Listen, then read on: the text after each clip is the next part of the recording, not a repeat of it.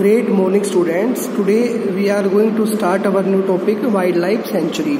Topic number 7.7. Soon Paheli sees a board with Panchamari wildlife sanctuary written on it.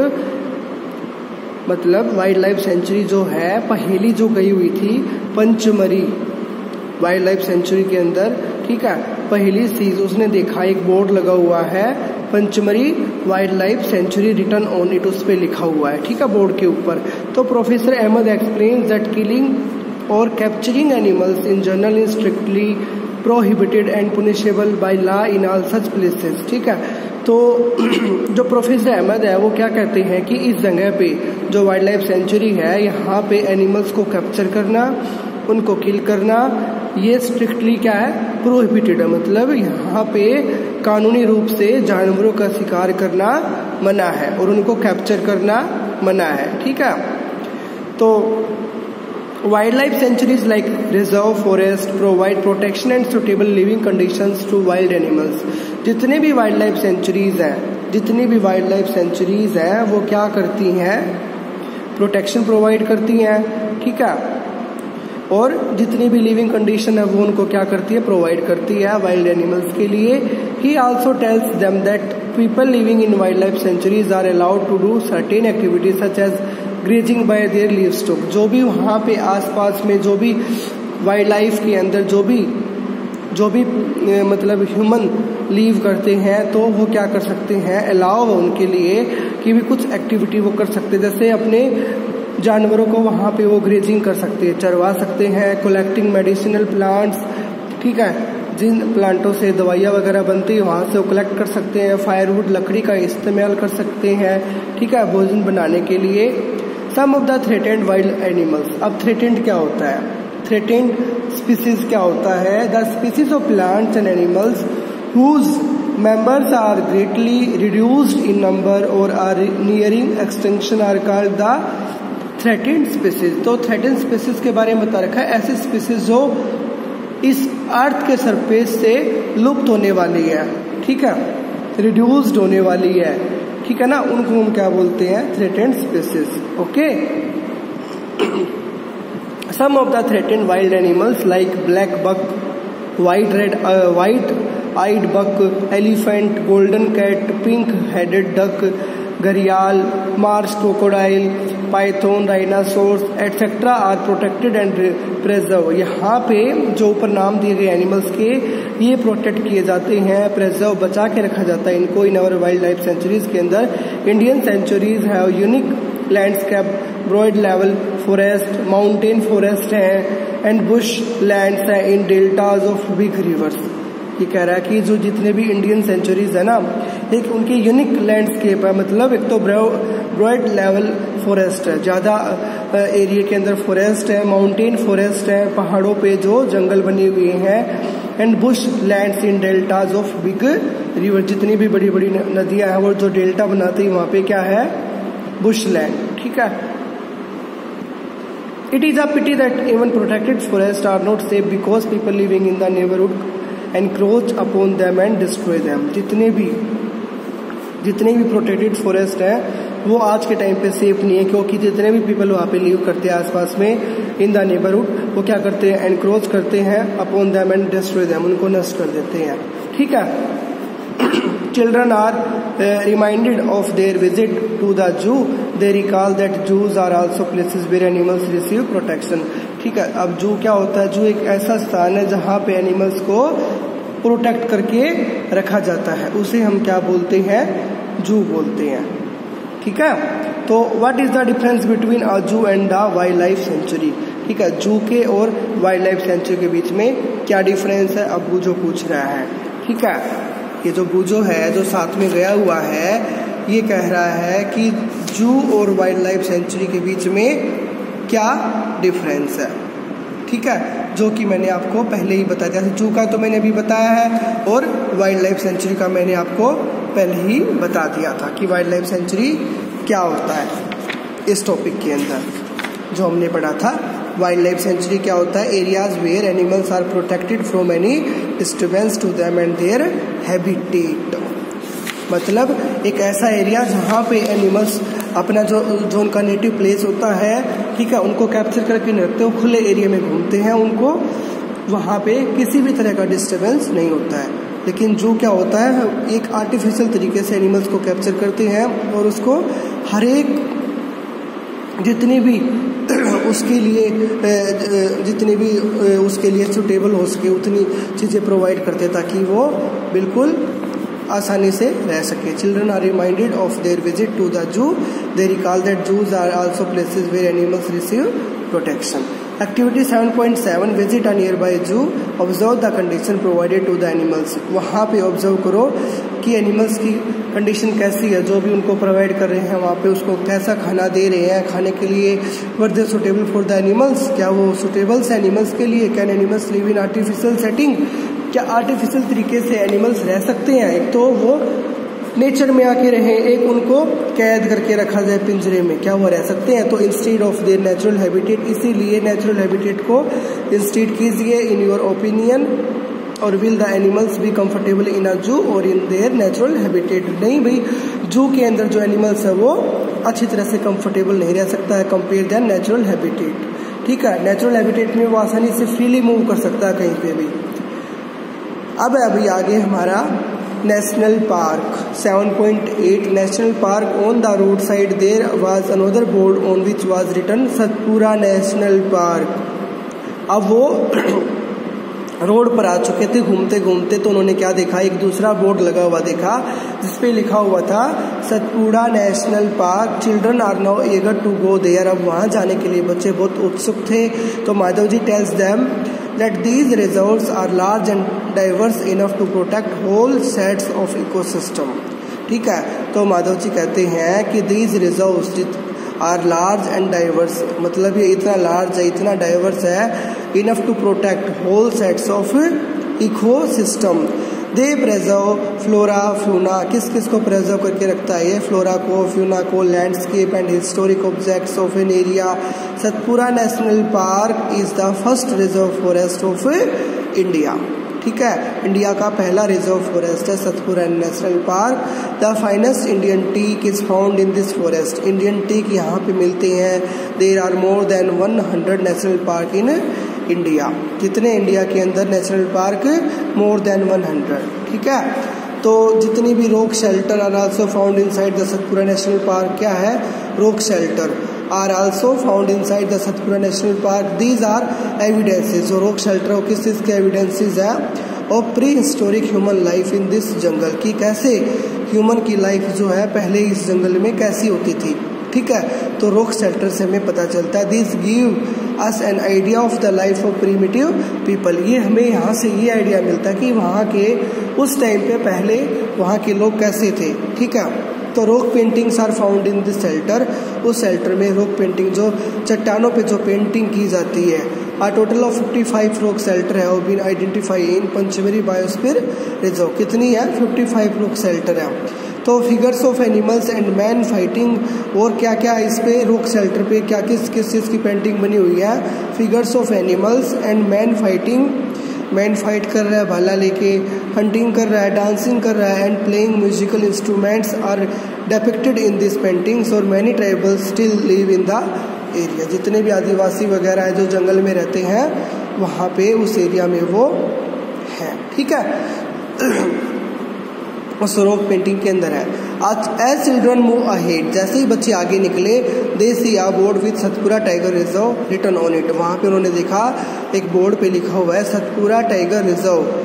Madhav ji explains that project tiger was launched by the government to protect the tigers in country, ठीक है। माधव जी कहते हैं कि जो project tiger है, मतलब tiger को बचाने का जो प्रोजेक्ट बनाया है गवर्नमेंट ने, कि जो टाइगर जितने भी हैं प्रोटेक्ट रहे, protect the tigers in the country. The objective of this project was to ensure the survival and maintenance of the tiger population in the country, जितनी भी पॉपुलेशन है टाइगर की वो मेंटेन रहे, ठीक है, उनका कोई भी शिकार न कर सके, ठीक है।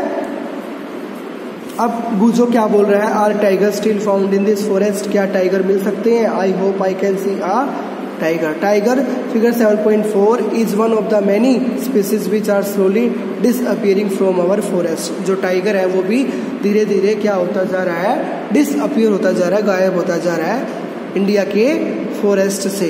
But the Satpura tiger reserve is unique in the sense that a significant increase in the population of tigers has been seen here. लेकिन सतपुरा जो टाइगर रिजर्व एक बना हुआ है हमारा, वो एक यूनिक है in the sense that a significant increase in the population of tigers has been seen here. यहाँ पे हम देख सकते हैं टाइगर्स की पॉपुलेशन को, ठीक है। Once upon a time animals like lions, एक समय है पहले क्या हुआ था, once upon a time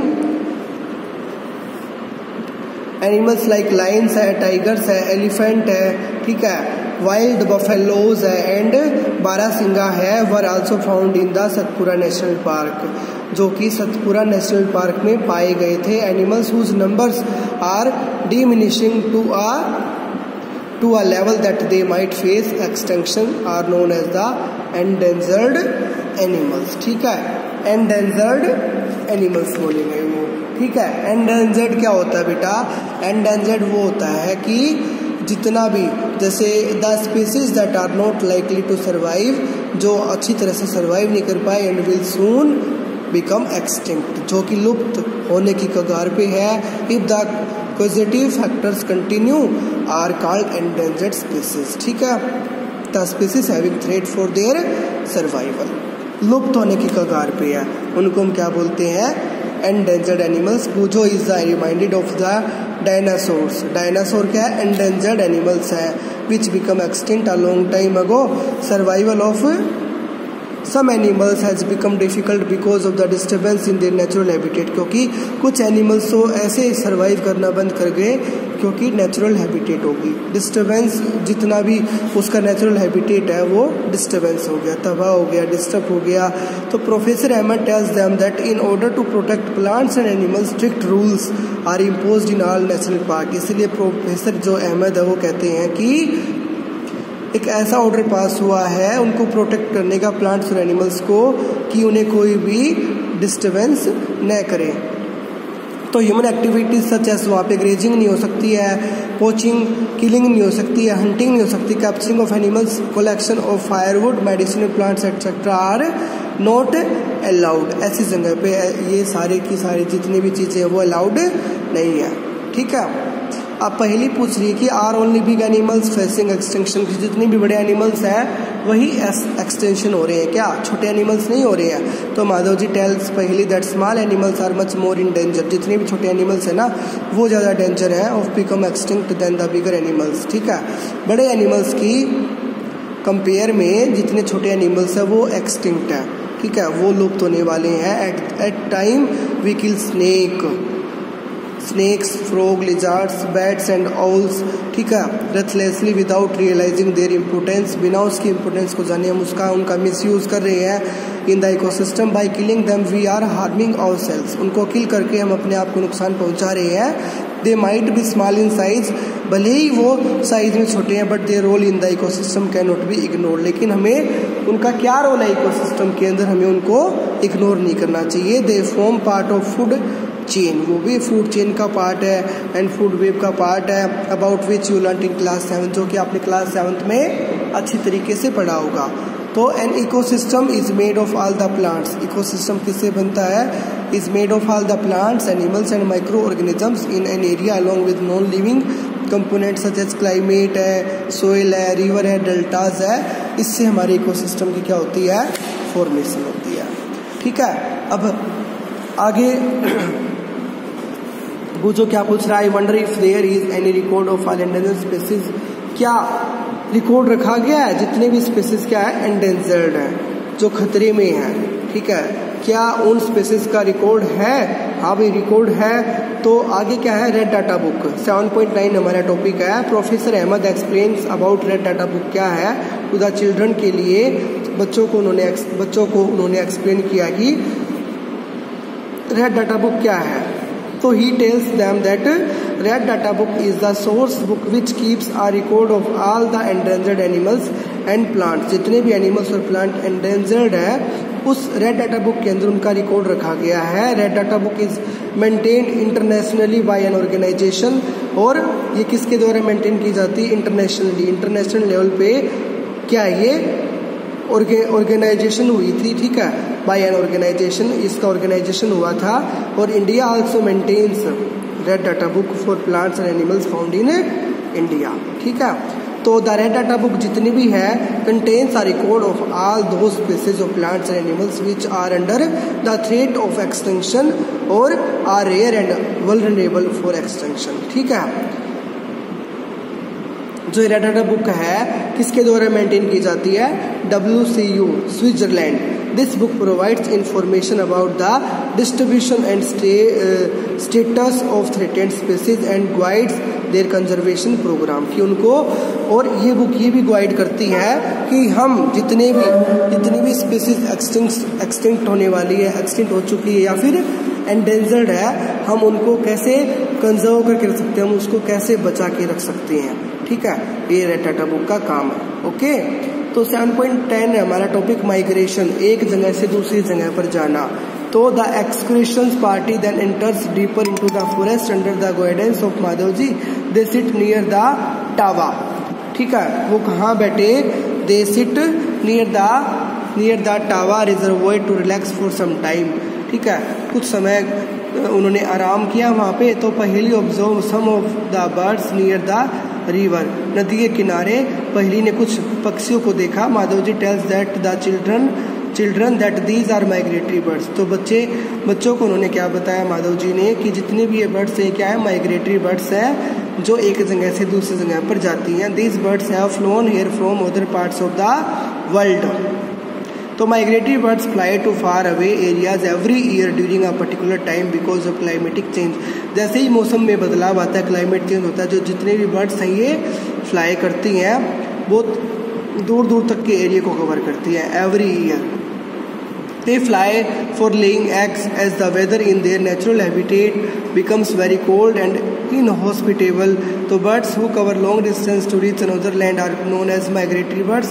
As पहली लर्न की क्लास 7, जो कि पहली ने क्लास 7th में भी पढ़ा था कि माइग्रेटरी बर्ड्स क्या होती हैं? जो एक जगह से दूसरे जगह पर उड़ के जाती हैं फेवरेबल इन्वायरमेंट, फेवरेबल कंडीशन पाने के लिए। अब है topic 7.11 recycling of paper. Paper को हम कैसे रिसाइकिल कर सकते हैं? Professor Ahmed draws attention of the children to another cause of deforestation. दूसरा कारण बताते हैं डिफॉरेस्टेशन का क्या होता है। He tells them that it takes 17 full grown trees to make 1 ton of paper, ठीक है। ये बताता है कि it takes 17 full grown trees, जितने भी 17 फुल ग्रोन ट्रीज हैं उनसे क्या बनता है? To make 1 ton of paper बनता है। Therefore we should save paper, इसलिए हमें पेपर को बचा के रखना चाहिए, उनको वेस्ट नहीं करना चाहिए। Professor Ahmed also tells that paper can be recycled 5 to 7 times for use करने के बाद 5 से 7 बार पेपर रिसाइकिल होता है। If each student saves at least 1 sheet of paper in a day we can save many trees in a year. We should save reuse, हम save कर सकते हैं, रीयूज कर सकते हैं पेपर का एंड उसको रिसाइकिल कर सकते हैं। By this we not only save trees but also save energy and water needed for manufacturing paper. हम साथ साथ में ट्रीज को भी बचा सकते हैं और एनर्जी एंड वाटर को भी बचा सकते हैं, जो उनको पेपर को बनाने के लिए काम आता है, यूज होता है। तो more over the amount of harmful chemicals used in paper making will also be reduced. The amount of harmful chemical, जितने भी केमिकल्स यूज होते हैं हार्मफुल, ठीक है, पेपर बनाने में, हम उनको भी क्या कर सकते हैं? रिड्यूस कर सकते हैं, ठीक है। Is there any permanent solution to the problem of deforestation? क्या कोई डिफॉरेस्टेशन के लिए परमानेंट सॉल्यूशन है? बुजो कह रहा है। तो 7.12 आपका टॉपिक है नया रिफॉरेस्टेशन। पहले तो हमने डिफॉरेस्टेशन का पढ़ा था, अब है हमारा रिफॉरेस्टेशन की। रिफॉरेस्टेशन क्या होता है? Professor Ahmed suggest that the answer to deforestation is reforestation. Deforestation का आंसर क्या है? Reforestation. Reforestation is restocking of the destroyed forest by planting new trees. जहाँ पे डिफॉरेस्टेशन हुआ है उस जगह पे हम क्या करें? वहाँ पे हम क्या करें, अब forest by planting new trees, ठीक है, नए नए पेड़ पौधे लगा के वहाँ पे हम रिफॉरेस्टेशन कर सकते हैं। The planted trees should generally be of the same species which were found in that forest, और we should plant at least as many trees as we cut. जितने हमने पेड़ों को काटा उतने हम नए पौधों को लगा सकते हैं एक ही स्पीसीज के, ठीक है। तो reforestation can take place naturally also if the deforestated area is left undisturbed, it reestablishes itself. अगर हमने जहाँ पे फॉरेस्ट को कट किया है, कई बार तो वहाँ पे जब उसको लेफ्ट करते हैं अनडिस्टर्ब, वहाँ पे हम कुछ बनाते वगैरह नहीं है, बिल्डिंग वगैरह नहीं बनाते, तो वहाँ पे इट रीएस्टेब्लिश इटसेल्फ, अपने आप वो उग जाते हैं। तो it natural deforestation, there is no role of human being, इसमें ह्यूमन बींग का कोई रोल नहीं होता है, वहाँ पे अपने आप पेड़ पौधे उगने स्टार्ट हो जाते हैं। तो we have already closed tremendous damage to our forest if we have to retain our green wealth. अगर हम अपना अच्छा फ्यूचर चाहते हैं, ठीक है, अपनी फ्यूचर जनरेशन के लिए, आने वाली पीढ़ी के लिए अच्छा हरा भरा एरिया चाहते हैं, तो plantation of more trees is the only option. हमारे पास एक यही ऑप्शन है, जितना हो सके हम उतना प्लांटेशन करें ट्रीज़ का। तो professor Ahmed told them that in India we have the forest conservation act, इसलिए इंडिया के अंदर फॉरेस्ट को कंजर्व करने का एक एक्ट बनाया गया। This act is aimed at preservation and conservation of natural forest and meeting the basic needs of the people living in और नियर द फॉरेस्ट, ठीक है।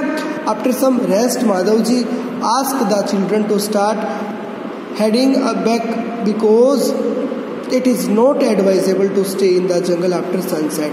अब वो ये एडवाइस देते हैं, सलाह देते हैं माधव जी बच्चों को कि अब दिन छिपने वाला है, ठीक है, तो सूरज छिपने वाला है, अब हमें जंगल में नहीं रुकना चाहिए, ठीक है। On getting back professor Ahmed and the children thank Madhav ji for guiding them through this exciting experience. जो भी उन्होंने अपना एक्सपीरियंस बताया है, अब वो बच्चे प्रोफेसर अहमद और बच्चे माधव जी को थैंक्स बोल रहे कि आपका बहुत बहुत शुक्रिया। ओके।